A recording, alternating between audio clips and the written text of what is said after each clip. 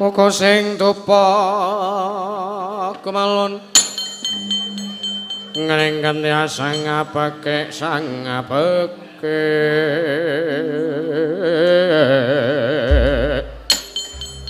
winengku sagung cacahan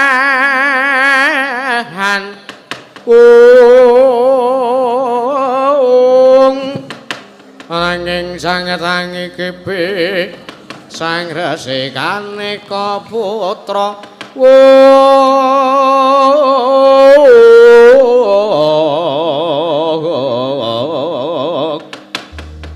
kang anjlok sangking wiyati kang anjlok sangking wiyati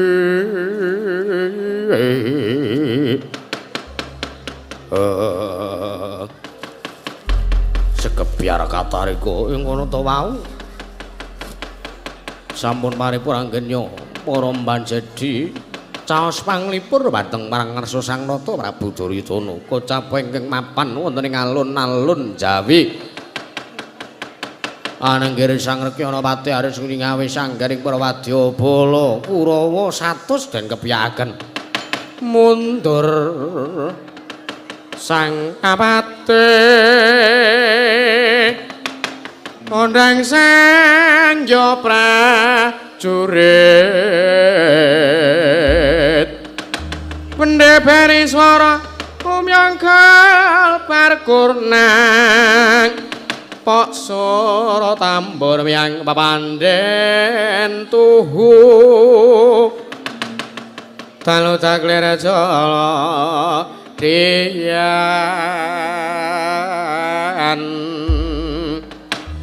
pranyata kawuryana asri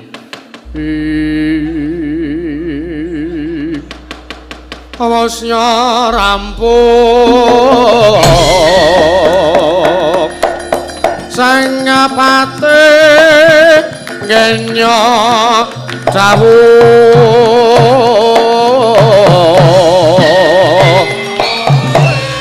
mring prawadya bala awas katata lan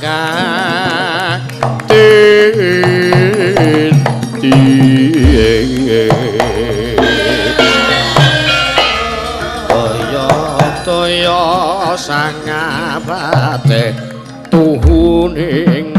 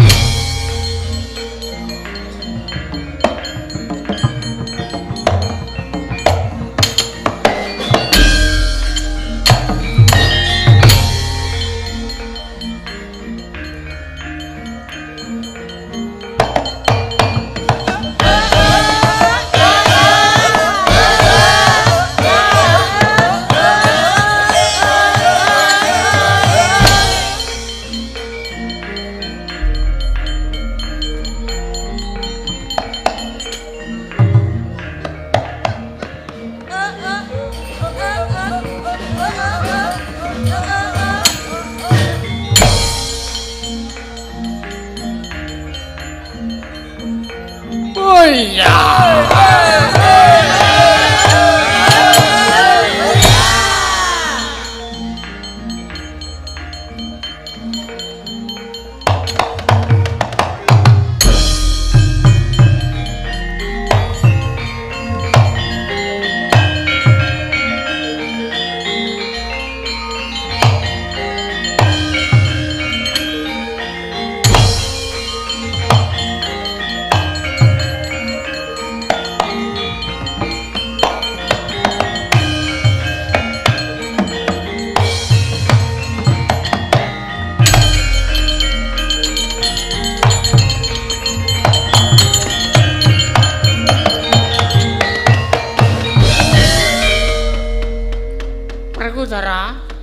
Durna bapakku apa?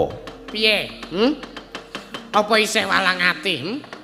Apa kowe isih tida-tida kowe isih ragu? Panakawan kuwi ora ana pengaruhe apa-apa nek dipateni. Nanging Panakawan kuwi gedhe labuhane tumrap Werkudara. Apa ya bakale kelakon Panakawan kuwi nglabuhi karo aku? Teko aku gelem mateni karo Panakawan. Wah, jan repot Werkudara repot. Mbah, kowe nek ndurusi rasa ora ana enteke Werkudara, mangsa kuwi pidhangetno ature bapakmu iki Werkudara. Pansamar pamuring sukma sinukmaya. Sinukmaya winahya ing asepi sinimpen teleng ing kalebu pambuganing parana Darlen.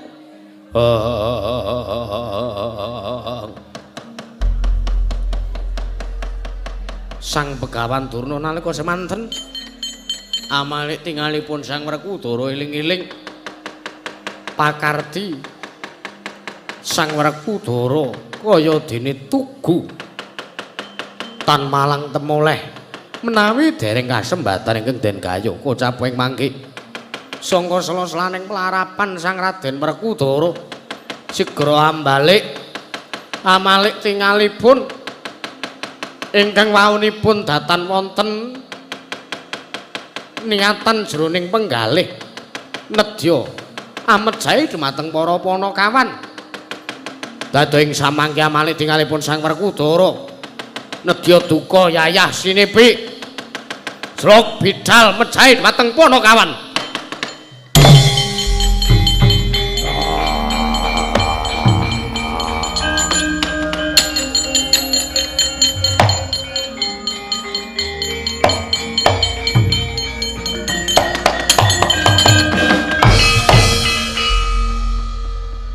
Piye? Ora manut. Sing ora manut sapa? Sabar Werkudara sing sabar. Ora kena ngresula Werkudara. Werkudara ora kena ngresula. Fotomu diedit karo menungsa sing ora ndek tanggung jawab, sing sabar. Sapa sing ngunduh bakal nganggo? Iya. Sapa sing ngarani kancane seneng lenang, sok bakal dhewek seneng lenang. Iya. Ayo do dibuli. Hidup juang CS. Apa? Piye? Gelem apa ora? Ah, gelem. Gelem mateni kowe Werkudara. Gelem. Sing baku aku nggayuh ilmu sastra mulya memayu-ayuning bawana. Babar kamulyaning jati.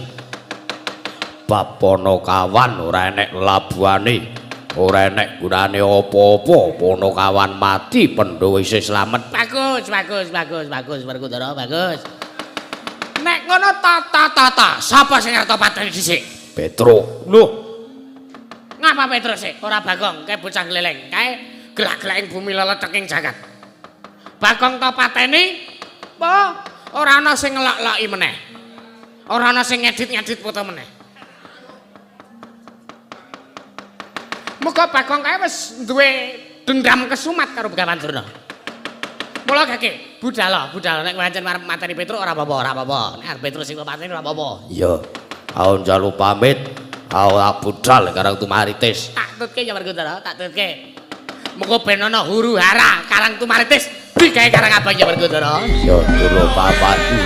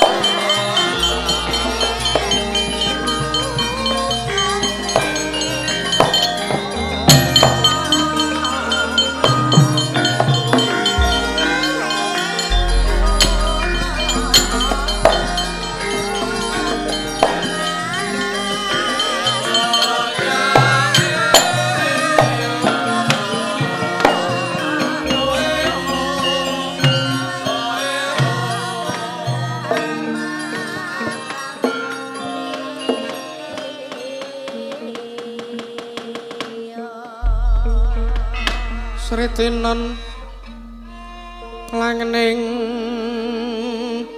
pamyat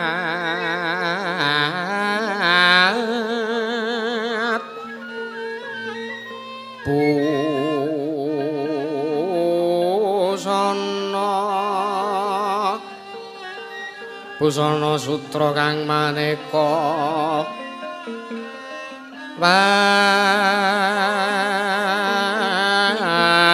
warna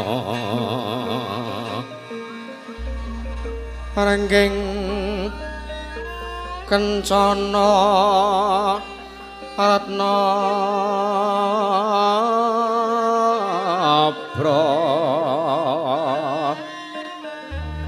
andera layu kumitir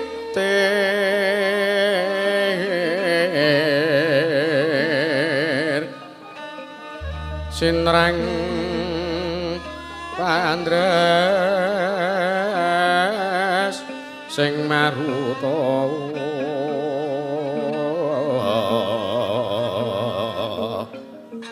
serna kumaraning wiyat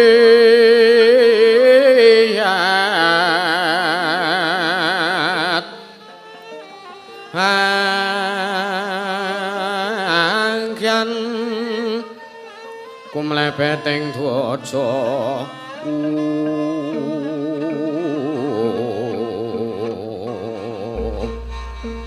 soprasna kayu kaprapal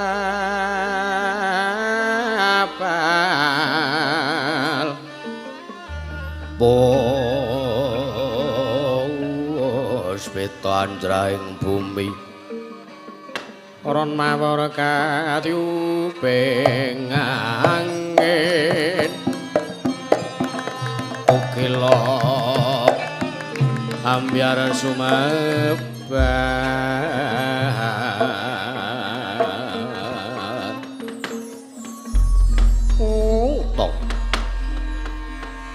rantak-rantak languning Murwadyabala saking negaring Astina rikala semanten tumuju aning Karang Tumaritis sabiyantu nderekaken kelawan lekasipun Sang Raden Werkudara Yusang Bratasena kocaping mangking mapan aning pendapi padukuhan Karang Tumaritis ana nggih menika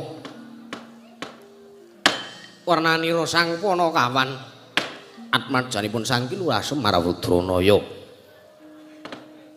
Kilurah Petruk Kantrong Bolong Yosang Suro Gendelo kayap ingkang garwa ananging Sang Dewi Purantawati mewah ingkang putra Sang Bambang Lengkung Kusuma sigrenggung semanten Sang Kilurah Petruk Kantrong Bolong katingal konjem penggalihipun nggadahi pasemon ingkang katingal suntrut gwayane tanggaping gatirika semanten ingkang garwa Sang Dewi Purantawati andangu dumateng Kilurah Petruk Kantrong Bolong kocaping mangke aning paduan Karang Tumaritis iku saknyatane gonjang seret winangun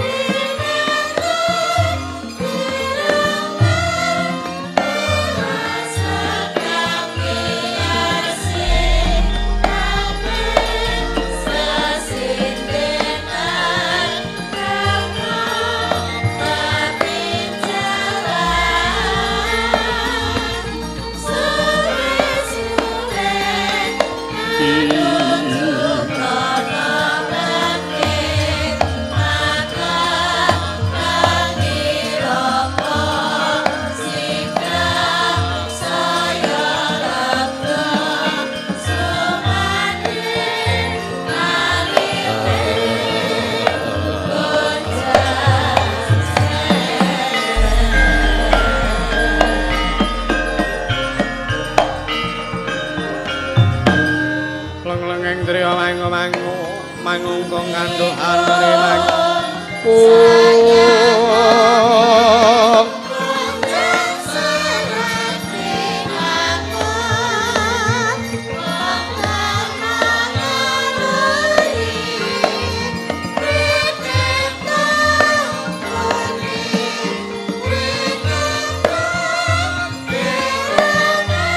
Lirena tanpa kanin yen pantulsa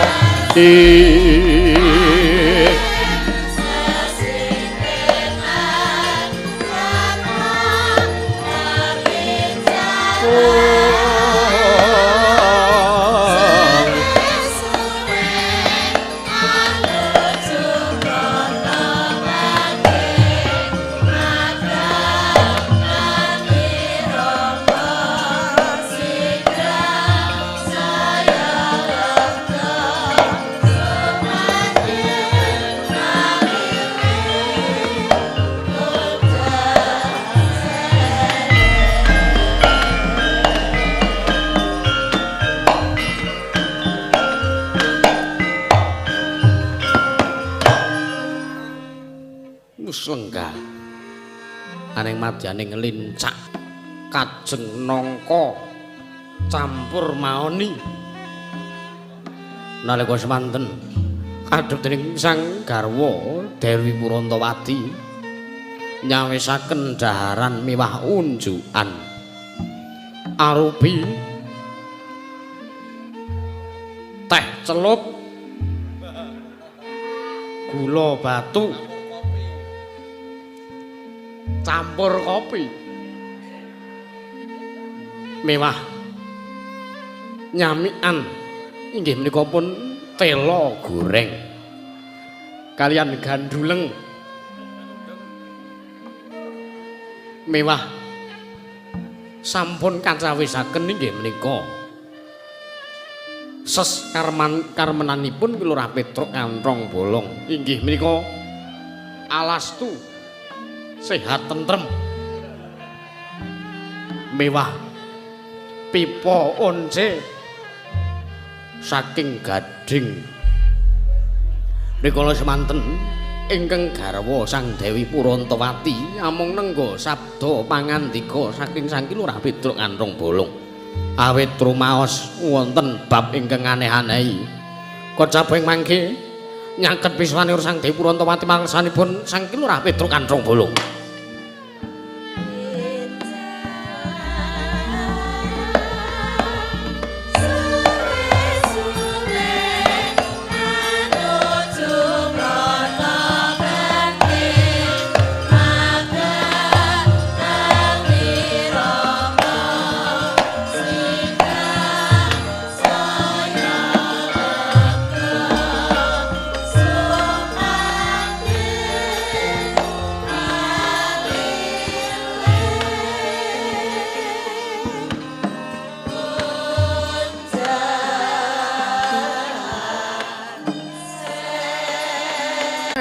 radi sinong radi jagat kinari among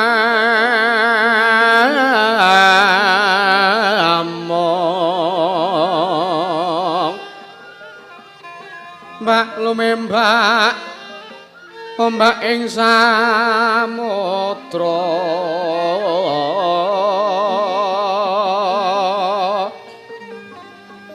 ae ana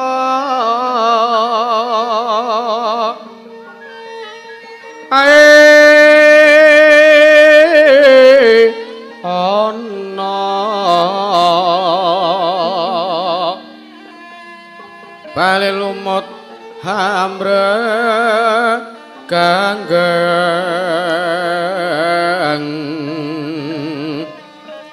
awita dedenjeng-denjengan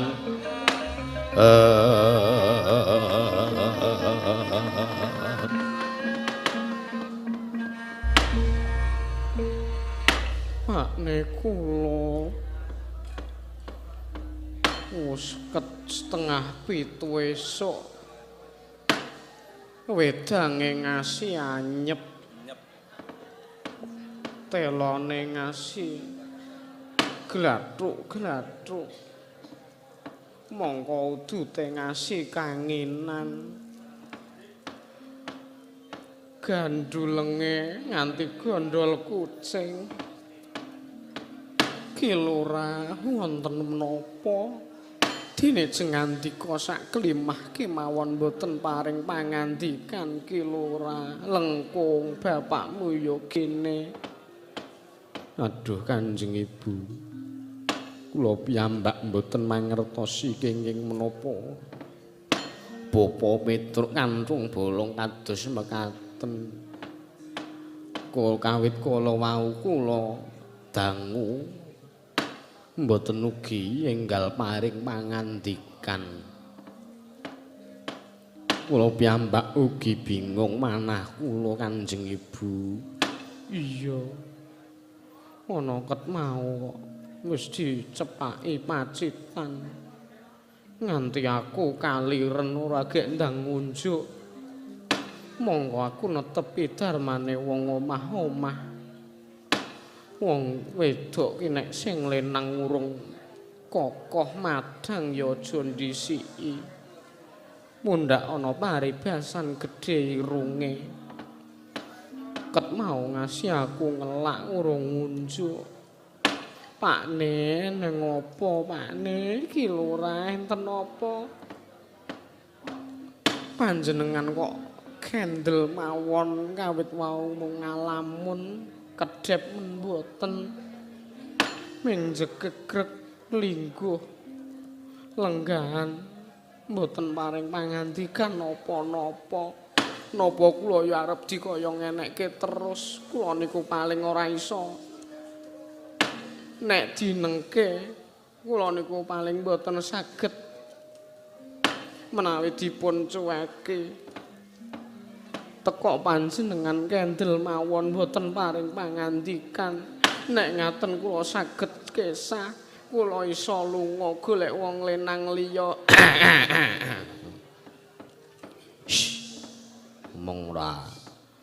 ngomong waton omong ora ditata sik sampean ki ukur meneng wae wah ora krasa lingguh ketisuk nganti 11:30 ora ngerti nek bojoku wis ning ngarepku ya wah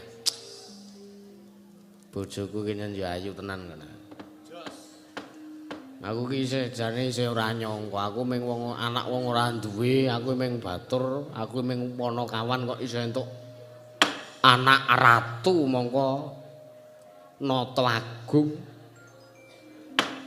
maratuwaku sinuwun Kresna ya alhamdulillah tak syukuri ngatasé aku wong elek kaya ngene enek wong wedok sing gelem karo Petruk mongko ayune ora sebaene Purantawati wonten dawuh wo lengkung ya teka to inggih wong mengisuk sing jeluk ya jenengan kok Mosok inggih kesupen. Wah. Iki aku bingung iki lho. Nggagas sing tak pikir iki aku bingung. Panjenengan menggalih napa? Kosek upamane aku ketemu Letong ning dalan, aku bingung aku arep mandeg apa aku arep bali. Sebabipun menapa? Nek aku mandeg engko diloki ana Letong kok tunggoki semlang jipuk nguwong apa kepiye? Lajeng menawi bali. Nek bali engko dikira aku ipuk piring. Letong mana tak nggo apa? Ora kuwi sing arep tak aturke. Ora kuwi sing arep tak omongke karo bojoku Cahayu, bojoku sayang, bojoku tercinta. Ning anane aku nglumpukke keluargaku iki ya mung aku arep ngrembug perkara impen sing lagi wae mau bengi tak rasake. Biyung-biyung ana guru ngrembug perkara impen ngasih bojo dinengke. Ora lho. Impenku iki ya ngembet marang karaharjanmu, marang karaharjane anakku Lengkung, marang karaharjane Petruk kantong bolong yo bojomu iki. Mergo aku iki ngrumangsa harta yang paling berharga adalah keluarga. Lah nek aku ngasih kelangan kulawargaku, mengko kepiye leh ku arep nyambung urip? Mengko nuwun sewu siji wong wedok sing gelem karo Petruk sing wujudane kaya ngene. Mula kuwi Prantawati. Anane aku ning kene iki mung arep ngrembug bab impenku Cahayu.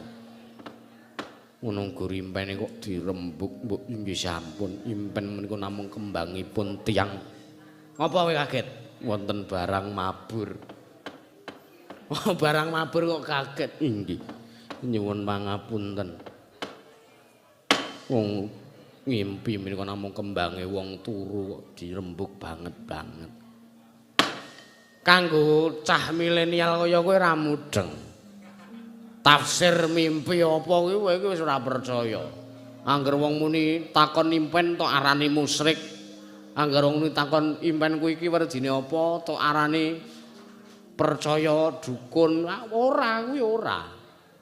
Mergo pancen impen kuwi kaperang dadi telu. Siji Tityani, Gandayani lan Puspatajem. Prantawati nguncalke apa? Mboten. Ora sopan mbok yo dinehne kaya. Mboten. Ora.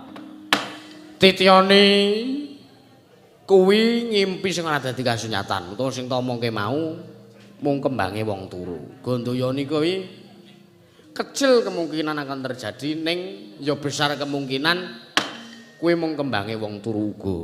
Inggih. Puspatajem iki utawa Kadara Dasih iki ngimpi sing mesti kasembatan utawa dadi kasunyatan. Lah sing mongko nggonku ngimpi iki ana ing wayah Puspatajem utawa Kadara Dasih. Ora jane jenengan ki nyumpen menapa. Mongko pendopo iki dihias nganggo tarup, dekor lan sak piturute. Prasmanan ya ana. Bakso, es krim komplit kabeh. Aku bingung, iki kok ana pelaminan iki sapa sing rabi? Mongko ngarepan pendopo diweki janur kuning. Lah iki aku bingung. Tumule aku mlebu ning pendopo Karang Tumaritis iki. Lah kok aku weruh Petruk dandan cara manten lungguh ana ing sasana penganten. Lah iki sing marahi aku ora tentrem iki. Sebabipun kados pundi? Werdinipun menapa? Ujare wong sepuh dhisik ngandhake nek ngimpi dadi manten utawa ngimpekke wong dadi manten kuwi bakal cepak patine. Ning umpama ngono ya Petruk ora dadi ngopo, ora masalah kabeh iki wis kinaris dening Gusti. Ning sing aneh-aneh iki lho Prantawati. Aku karo awakku dadi manten kuwi ora ana temantene wedok, ateges mung temanten kakung tok. Pinanganten putrine ora ana. Ane misale ana temanten putrine ya ateges nggonku bakal sepak patiku ki saka panguwasaning Gusti. Ning nek ora ana temanten putrine iki ateges ana wong sing arep njangka karo patine Petruk Kantong Bolong. Ah mula saka kuwi sing marai aku ora tentrem ki mergo ana wong sing arep njangka patiku. Nek alami ngono ora masalah. Ning kok arep dipateni aku paling ngemo, aku paling wegah. Jane cara nek dipikira ki malah matine wong sing dipateni kuwi apik. Ning kosik aja waton nglakoni. Mung bab perkara impen gagas banget. Cara kula inggih mbok sampun maido karo aku. Maido. Aku ki ya wis suwe nglakoni mitu wong niki wis suwe. Yo nek diomongke Petruk kuwi dukun ora, Petruk kuwi kiai ora. Ning aku ya tau dikondangke wong pinter mergo aku tau gawe produkku kuwi mau ajaib. Iso nggedhekke barang cilik. Niku napa? Potensio niku napa? Aku ngiler wong mangan martabak. Turai ta. Potensio ki nggon power kae nek diplinter kan suarane iso dadi gedhe. Ah, sing tak maksud gedhekke barang cilik ki kuwi. Ora kok lengo kura-kura ki njur ora. Inggih. Ora, mula kang saka kuwi Purontowati. Aku ki bingung. Aku penasaran. Sopo kira-kira sing arep mateni karo aku? Ngono lho. Mula kang saka kuwi aku lumpuke karo kowe. Kepiye carane ngerteni sapa wong sing arep mateni karo Petruk, mbok kuwi wong terdekat, mbok kuwi wong saka adoh, barang ora ketok utawa apa, aku kuwi bingung Purontowati. Wanodya yutama ngambar arum sang kusuma yatal mawur madu branta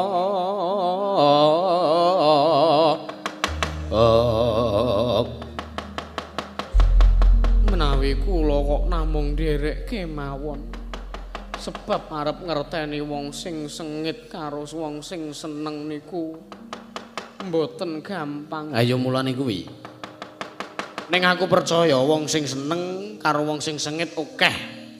Luwih akeh wong sing sengit timbane wong sing seneng. Mulang saka kuwi iki mengko nek ana perkara sing misale iki nyembet marang kesantosane Petruk. Mesti wong sing ora seneng mau padha jingkrak, padha ropian-ropian mergo awit ora anane Petruk. Inggih. Piye, kowe ndi penemu apa? Menawi miturut kula kok panjenengan menika etok-etok lara terus ora ana. Piye pamrih piye? Pamrihipun sumados sakmangke ingkang lungsung panjenengan ingkang ketingal sedhih. Menika ateges tiyang ingkang remen kalian panjenengan, tresna kalian panjenengan, miwah rumaos kecalan awit sedanipun panjenengan. Oh ya.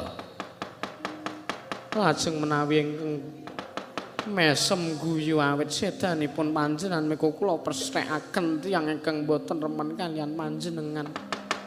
Tiyang menika ingkang badhe njangka dhumateng sedanipun panjenengan. Ya, bagus. Ya, aku nek ngono etok-etok mati. Inggih. Ya. Nek ngono aku tak turun ning Ngamben, Kung. Wonten dawuh. Golekno jarik. Inggih. Sarung-sarung ya ora apa-apa. Inggih sendika dawuh. Wis ngono ya Purontowati. Inggih. Aku tak nglikara ning Ngamben terus krukupi jarik karo lengkung kowe bengok-bengok tulung nek Petruk ora ana karo tangga teparo. Inggih wis tak kok nggih golekno jarik. Inggih. Aku tak nglikane ning Ngamben ku nek wong sing guyang-guyu berarti wong kuwi sing ora seneng karo Petruk.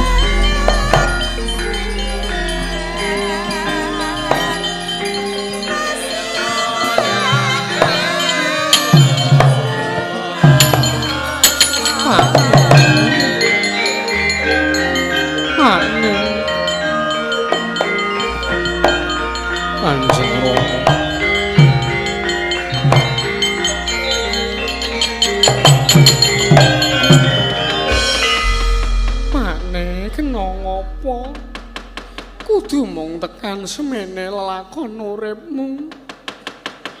Mane kula mboten saged gesang wonten ing Madyapada. Menawi mboten sesandingan kalian panjenengan Kanjeng Rama. Kenging menapa inggih? Namung dugi semanten welas tulising panjenengan. Kula nyuwun pangapunten awit sedaya kalepatan kula. Nanging kula mboten badhe saged gesang wonten ing Madyapada. Menawi mboten den pangku dening panjenengan Kanjeng Rama, kula mboten saged gesang, kula mboten saged gesang Ki Lurah.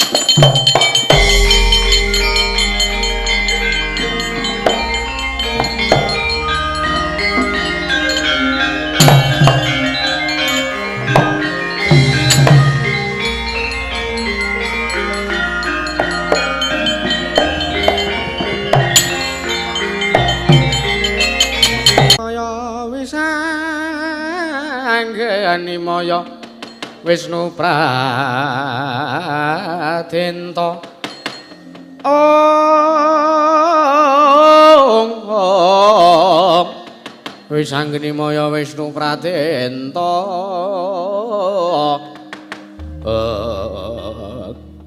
Pakne senengan kok kedah kados ngaten lho Purantawati lengkung iki ning apa?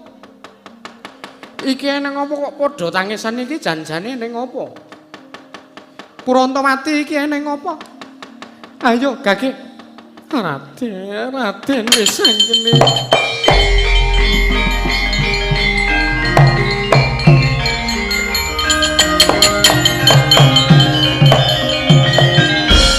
Raden kula kedah kados pundi? Kula kedah kados pundi menawi kawontenan kula sampun kados mekaten. Ora tong Kosik. Kosik. Eneng apa iki jane eneng apa kok do tangisan iki eneng apa? Rikala semanten Ki Lurah Petruk menika nembe lelenggan. Tumunten ngunjuk toya, tumuli keselak. Alaing sak mangke dumugi ning seda. Petruk mati. Inggih, tenan apa ora? Inggih, estu. Weh, lah dalah. Lah kok mung tekan semene.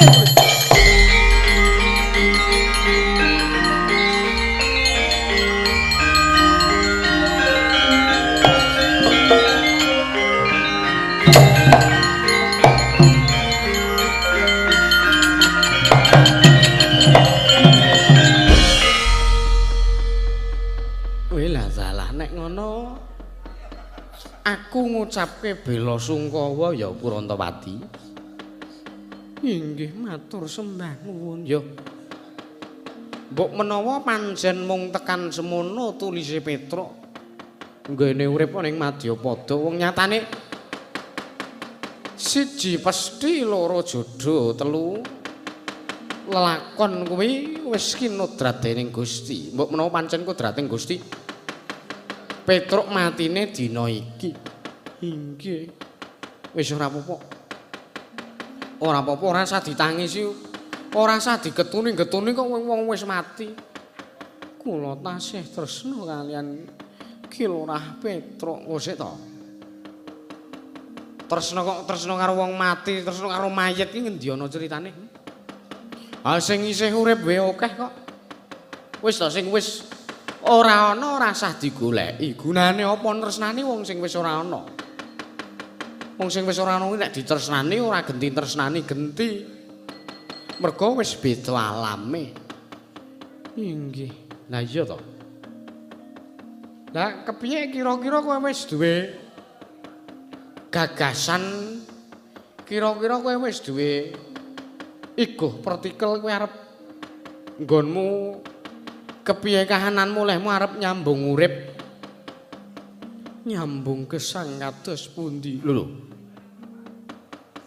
apa kowe arep dadi randha apa kowe arep rabi meneh kepiye eman-eman nek kowe randha mongko kowe iki isih nom tur kowe iki ya ayu rambutmu iki lho piye cat barang. Lah nek kowe dadi randha mundak mengko ya gur mbebayani kahanane wong anakmu lengkung ki ya isih enom. Isih cilik umure ibarate lagi sak umur jagung. Mbutuhke probiya nggo neruske sekolah. Nek kowe ngrandha apa ora ya mesake karo kahanane anakmu? Inggih kula menika tasih bingung. Antawisipun kula badhe gesang kados mekaten menapa badhe nyambung tresna kaliyan tiyang kakung sanes malih. Ngene wae. Kados pundi? Gandeng aku kira ya urung rabi to. Tur kowe iki isih enom, aku ya isih mudha tumaruna. Tur kowe iki ayu nek diitung bagus, bagus aku karo Petruk. Inggih. Saiki upama nek kowe tak rabi ngono wae piye? Kula namung gumantung kaliyan anak kula pun Lengkung Kusuma. Inggih. Kula inggih namung rumaja kaliyan menapa ingkang dipun pikajengaken dening Kanjeng Ibu nanging menawi jengandika Raden Wisanggeni badhe dhaup kaliyan ibu kula miturut kula inggih tidak apa-apa. Tidak apa-apa basamu kowe. Anake Petruk keturunan sok dadi dagelan inggih. Kula namung nderek. Piye Purantawati anakmu gelem? Upamane kowe tak rabi anakmu Lengkung mung kari manut. Piye? Kira-kira kowe gelem apa ora?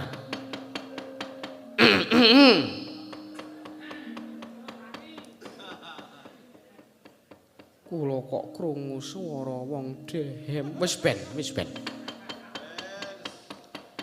Sing jeneng wong mati kuwi nek urung 40 dina sukmane urung lunga saka omah kadang kala isih sok ngetok ana ing sak indenge omah malah kemoro suarane sok nyuwara. Inggih. Aja lho aja. Wonten suwantene malih. Wis ben Purantawati tokno. Wong kuwi bangsane Jim kuwi udu Petruk kuwi mung Jim sing nalika uripe Petruk ngampingi karo uripe Petruk. Inggih. Piye gelem ora? Tak arabeni gelem ora? Ayo. Dipetung sugih aku ki ya sugih, Petruk ki sugih, lemahe pirang-pirang. Nek bab perkara bondo, derajat angkat Mas Cisraja. Brono aku duwe. Kowe nek karo Petruk amung dadi wong tani to, Eman-eman kulitmu putihe kaya ngene, glowinge kaya ngene kok. Mosok arep jangir ning kebon ki ora wangun. Wong wedok ayu ki ya wangune masake ning omah wae. Dandan nyenengke wong lenang. Ayo. Parah tenan iki wajan wis. Monggo aku isih ingin.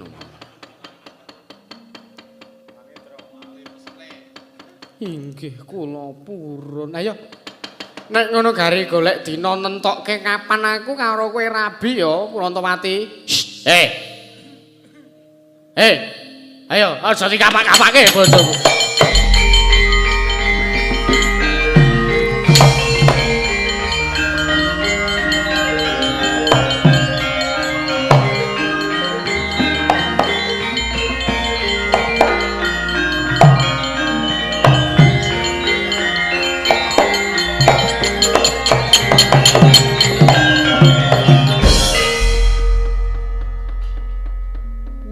Kanugrahan Purantawati urip meneh. Kanugrahan jengkule. Nuruti kene iki tok mati iki ngetes kok malah bojone arep diarah. Kowe iki ya senengane ora. Pila-pira bojone dalam bahaya iki ngewangi malah arep rabi karo wong liya. Nyuwun pangapunten. Ora njuk ngapura ora.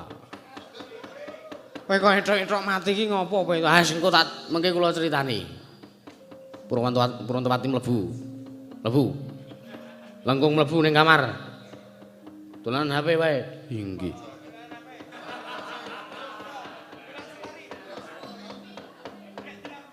Inggih.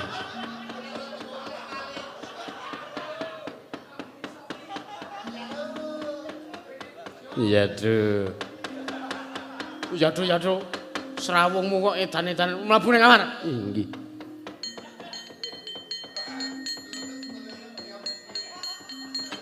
Purontowati gawe wedang. Gawe wedang cepet. Inggih. Malah arek ngrabini wong liya. Ora san oleh barang. Inggih. Ana masak ana. Ana ayam sekilo aku mau tuku nang pasar. Malah senengane ora. Piye Petruk anane kok kaya ngene? Ah nggih. Kula niku ngipi. Kula ki ngerti Petruk dandan cara manten mongko ora ana temantene putri. Lah niki lak ateges enten sing ajeng jangka kalih pati kula to. Malah kepasang yoga tujenginu sampean rawuh ngriki Gus. Kula nyuwun senjata pitulung. Kula nyuwun senjata pitulung sapa sing arep njangka karo patine Petruk. Mbok menawi sak mangke jenengan saged mangertosi, nggih pun kula ikhlas pasrah lahir batin. Kula mung penasaran kok Gus. Kowe njaluk tulung kowe arep ngerti sapa sing arep njangka matimu? Nggih. Mengko dhisik tak sawangi ya Petruk. Nggih. Tansah marapamoring sukma sinukmaya. Sinukmaya winahya ing asepi sinimpen telenging kalbu. Mambukaning warana saren. Oh.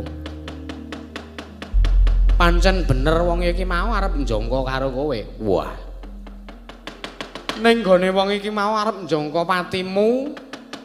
Iki ora saka karepe pribadi. Lah sing sinten? Iki mergo dicuki-cuki wong liya sing dheweke wis kebacut percaya tumuli anut grubyuk mbangun miturut karo ature menungsa kuwi mau. Mung mergo diiming-imingi ngelmu. Kowe iki arep nggo ijol ngelmu, kowe sing dienggo tumbal.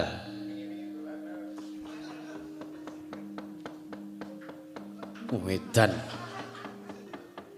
Lah kok iso kaya ngono kanane. Layak to layak wingi sekesuk Ledo gocek ora karo-karuan bareng tekan panggung kelekus. Ngono ki mesti tak titeni kok. Pokoke anggere saurunge munggah kae iki le jolok-lokan nganti guyu kepesing-pesing. Lak titeni tekan panggung mesti kijing miring kuwi dadi pelok. Niki ngapus ngene. Sinten niku wonge? Ora liya ya kuwi Bapa Werkudara ing Jodipati. Ndur Werkudara ajeng Jangkapati kula. Iya. Kok iso tekani semono? Mergo dieming-emingi ngelmu karo Durna. Dieming-emingi ngelmu ya kuwi janjane ngelmu kuwi ora ana. Tumuli percaya syaraté nggayuh ngelmu kuwi kudu mateni karo kowe. Tumbale kudu kowe. Bapa Werkudara kena panggendame Begawan Durna. Mula saiki ndak sawang saka peninggal batinku Bapa Werkudara rene goleki kowe karo Simbah Durna, Truk. Lah kok kaya ngono kahanane.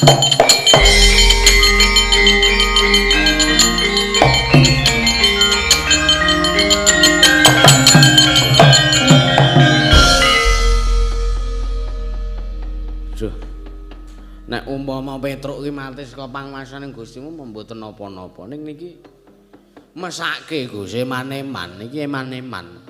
Pepundhen kula kok iso duwe pakarti sing kaya ngono kuwi. Mulane kuwi to Petruk. Njur aku kok ana apa? Nggih, pripun carane men kula niku slamet den. Pripun carane men kula ora sida dipateni karo Ndara Werkudara. Oh, kowe pengen slamet uripmu ngono to? Nggih. Piye ya? Oh, ngene bae. Ngene bae. Kowe ndek pusaka ampuh to? Napa? Niki napa? Udu.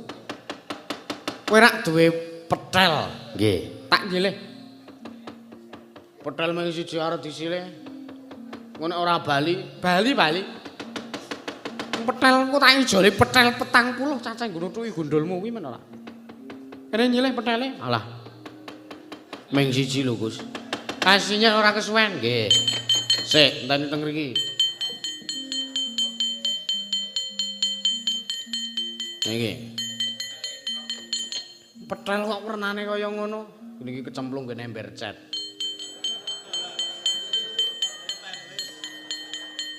Petel kaya mikrofon. Petel kaya mikrofon sing iso geter-geter kae. Geter-geter kok. Senengane ora. Iki petel ngeten iki mburine ilang niki, pangote ilang. Enapane niku? Duwemu mong iki. Ya nggih kaya. Ora ana sing luwih apik. Mboten enten. Oh, mboten napa-napa sing iki wae ora apa-apa. Edan. Sawangen ku tak sebdani ya Petruk. Nggih, majeng gawe napa mah kula manut, Gus.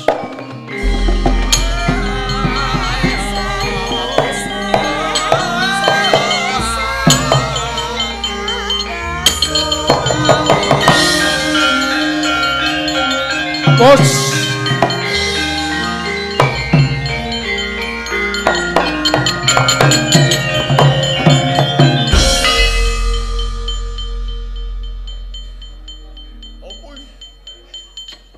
Kok padha karo aku ya?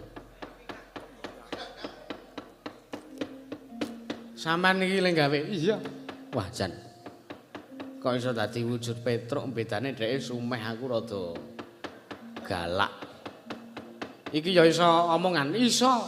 Weh lah, Truk apa? Weh. Iso muni. Niki mang speaker Bluetooth, speaker Bluetooth dengkulmu melocot. Kuwi gawe aku. Nggih. Pun. Niki kan apa niki? Kuwi ben digawa Kurawa ning Ngastina dipateni Durna. Oh, nggih. Terus kula? Kowe mlayu sing ado. Nggih. Golek pitulungan. Oh, nggih. Kula tak golek pitulungan mbuh engko lungaku arep teng pundi? Iya. Sing Petruk sing iki ben ning kene dipateni Kurawa, ngono wae ya Petruk. Nggih. Ning engko sik. Engko sik. Nek Petruk niki Digawa Kurawa arep dipateni ning Ngastina. terus kula lunga. Niki tesih kurang siji piye? Mengko sing gara-gara sinten? Ora, sing ngancani Gareng karo Bagong sinten? Nek kula ora ana mengke do curiga. Goleki kula teng omah ora ana. Monggo kula sing asli lunga, sing niki digawa Kurawa dipateni. Oh iya ya. Mula nek iso manggaweke Petruk siji meneh sing padha ngeten iki. Oh iya. Petruk sing kowe lungguh kene. Inggih Raden. Sendika ngestaken dawuh. Tak gaweke Petruk siji meneh ning saka wong lho Petruk. Ah mboten saka napa mawon kula sagah Ndara.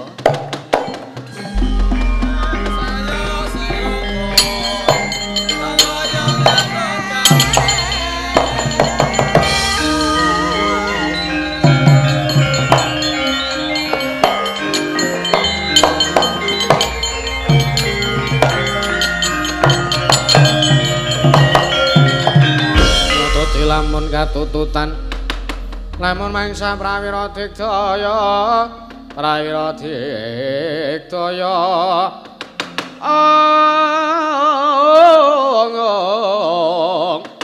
runanggono manggawe gelare rawang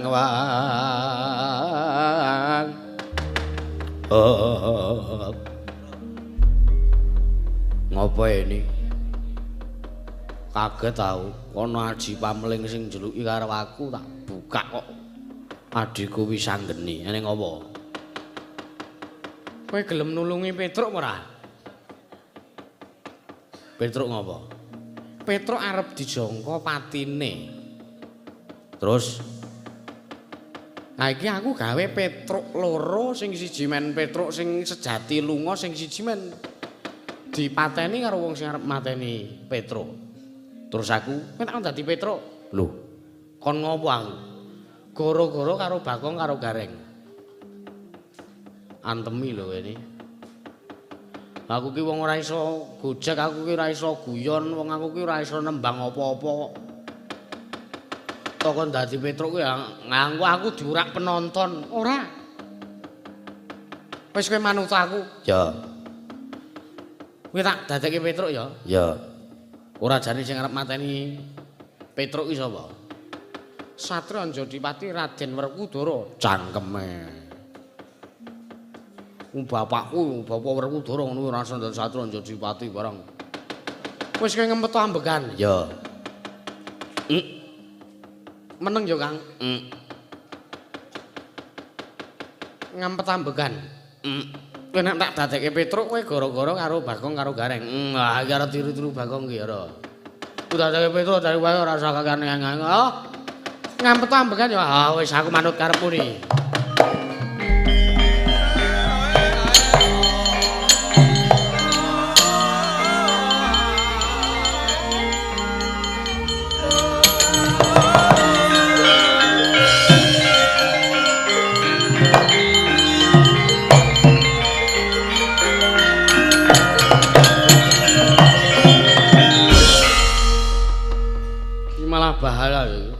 Bahaya piye? Niku nek Petruk iki ngasih mulih ning omah. Metuki bojoku.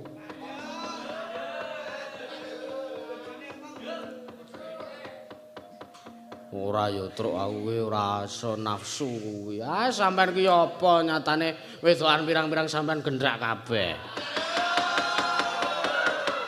Ora. Ora ya truk iki ora. Ogah karo bojomu silasmu ora. Sampeyan awas nek mulih omah ora aku wis goro-goro. Aku melu goro-goro karo Gareng karo Petruk wae. Ngono ya Kang Antasena? Ya. Kowe coba saiki nirokno Petruk. Ah, ngeten iki.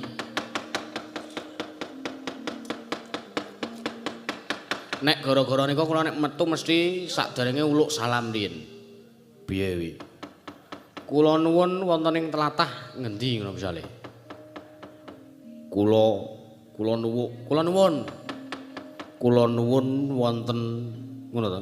Ha. Wonten ing tlatah. Misale sampeyan mayang teng pundi ngoten. Oh iya. Ning suarane ora kena ngono kuwi, suarane Petruk iki semene iki. Coba. Reng Kang Gareng. Ah, ora masuk Petruk suarane kok gedhi. Coba. Reng Kang Gareng. Ora masuk coba to salah. Reng. Coba ngene wae. Nek wae. Reng Kang Gareng. Wis padha durung. Ah wis ngono ora apa-apa ning wagu jane. Ora apa-apa. Sampeyan kok kudu iso sinom parijata. Waduh. Aku iki gender iki sing kaya ngopo ora ero ya, Truk, kowe kaya ngono ora. Wis pokoke niku sampean sing penting gara-gara karo Gareng karo Bagong. Ya. Mbok kepiye mengko arep kepiye kanane mus niku manut sampean. Ya. Ora aku ditutuki. Tutuki ora apa-apa, sampean ku ora apa-apa. Oh ya. Pun ndara wis angkring ngatene nggih Den, matur nuwun. Iya. Kula tak lunga selak niki Ndara Werkudara. Rawuh ngriki mateni kula. Ayo wis lunga kono. Kakang Antasena kowe budal gara-gara. Iya nih aku njaluk pamit Raden Wisanggeni. Wis Petruk mlayu kono, mlayu sing atok nggih. Nyuwun pamit nggih Gus.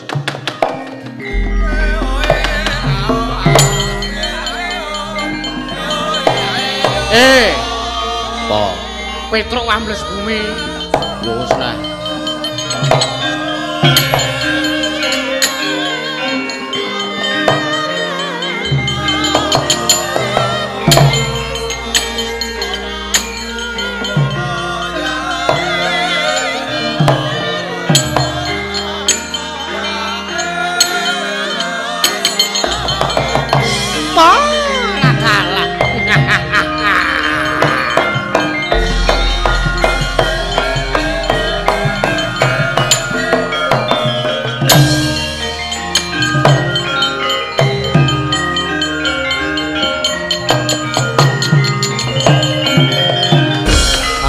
Kang kinarya wangsit pindha gombang Pindho kumbang ngajaping tawang susah angin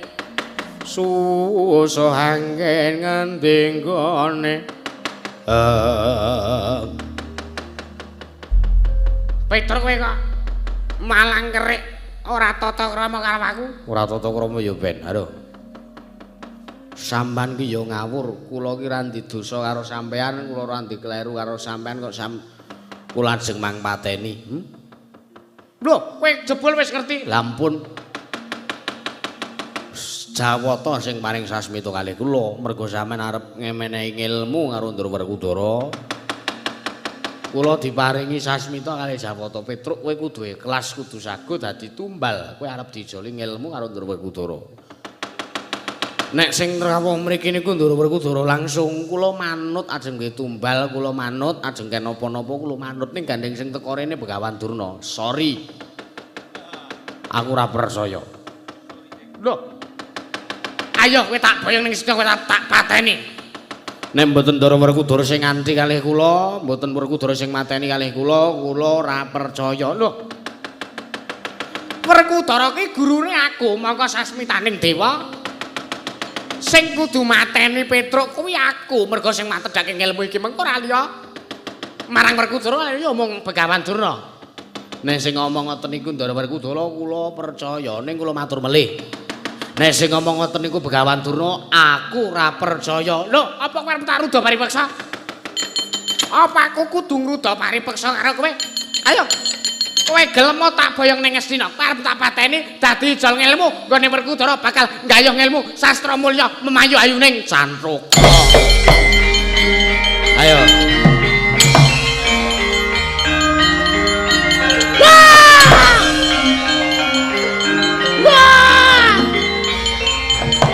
Ayo.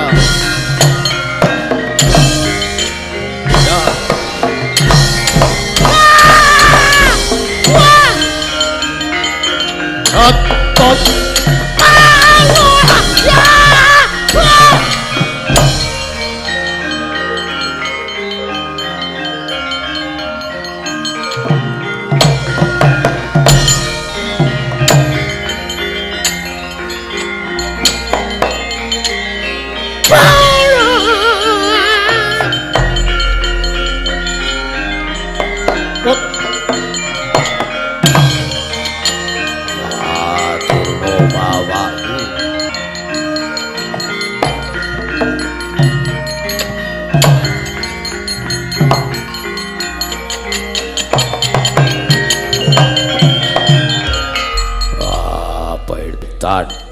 Urang ajar kowe mula sora karo Durna bapakku. Pun. Sampeyan ajeng mateni kula mang pateni. Pun kula manut nek sasambaning nek sing arep mateni kula Begawan Durna, kula moh. Pun kula mang pateni ning nganggo lading sing landhep. Lah ngopo? Nek ladinge tumpul ming ngakeh. Malah lara randang mati malah aming ngrekoso urip kula. Ayo tak gone ngesira tak pateni nggo ijol ngilmuku. Pun kula manut sampean kula ajeng mang beto teng pundi mawon kula manut kula ajeng sampean pateni kula manut nggih.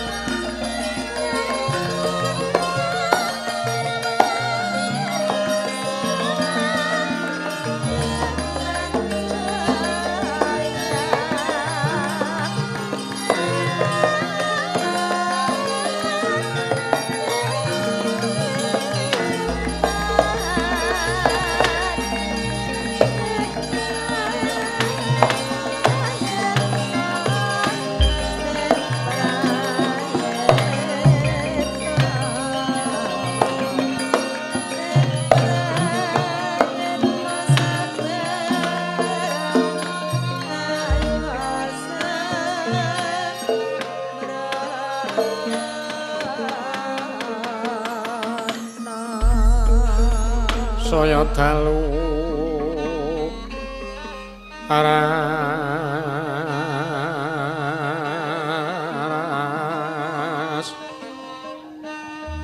abyor sorot lintang kangku madhap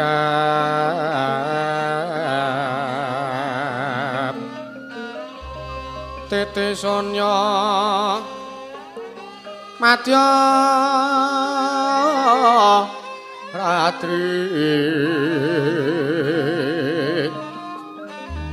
lumrang kandaning pos pita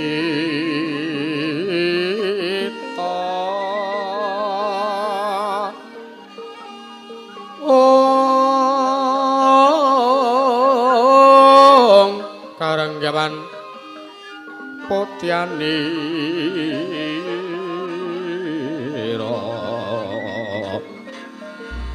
sang dwija wara brengeng lir swaraning watu pranta manungsung sarining gembang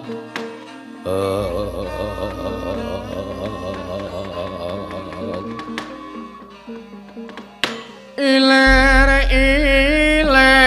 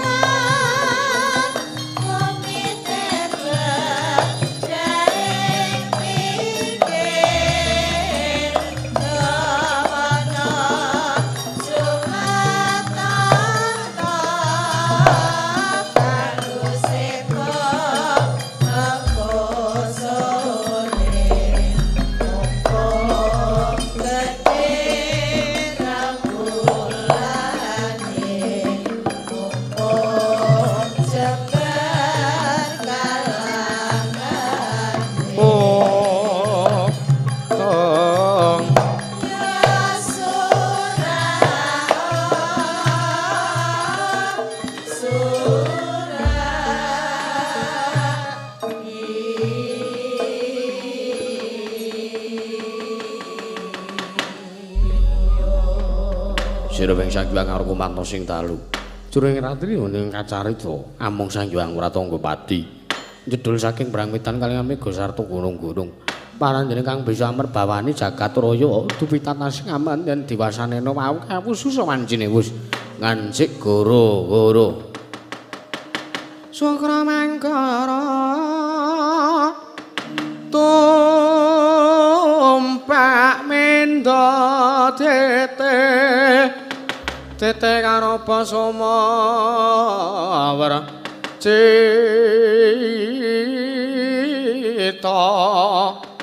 anggara kata Buddha Maesarespati mintuna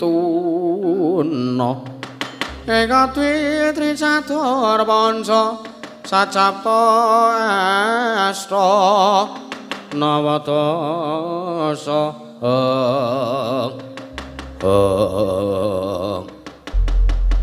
kan dipetandai kang guru-guru nalika semanten mungkin nalika ngurmati wijil repasang ya para panakawan Kilana Semar Badrana kadharaken Sang Hyang Para Putra nalika semanten medal tatang eksi gandha gojekan madrang alas ora rombo